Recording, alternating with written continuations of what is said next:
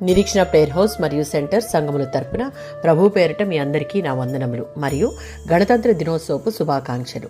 ఈ దినపు దేవుని మాట 74వ సంకీర్తన 12వ చరణం. దేశములో మహారక్షణ కలుగుజేయవాడు ఆయనే. దేవుడు సర్వశక్తిమంతుడైన సృష్టికర్త అని, ప్రపంచానికి అంతటికీ పరిపాలకుడని, ఆయన ఇంతకు ముందు తన ప్రజల పక్షంగా నిలిచి పనులు చేశాడని కీర్తనాకారుడు గుర్తు చేసుకుంటున్నాడు. దేవుడే నా రాజు అని చెప్పగలిగిన వాడు ధన్యుడు. ఎందుకంటే దేవుడు పాలకులందరిలోకి అమితమైన దయగలిగినవాడు. ఎప్పుడు ప్రజల మేలును ఆశించేవాడు.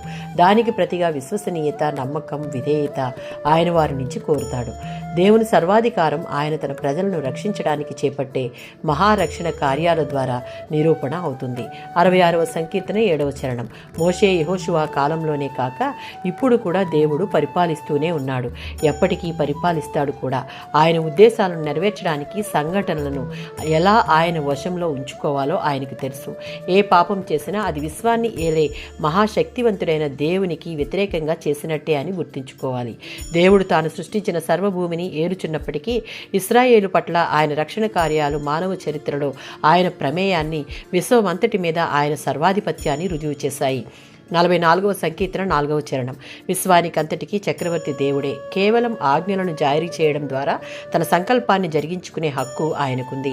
యెషయా గ్రంథం 33వ అధ్యాయం 22వ వచనంలో, ఈ వచనంలో దేవుడు ప్రభువుగా తన ప్రజలకు 4 రకాలుగా నాయకత్వం వహిస్తున్నాడు.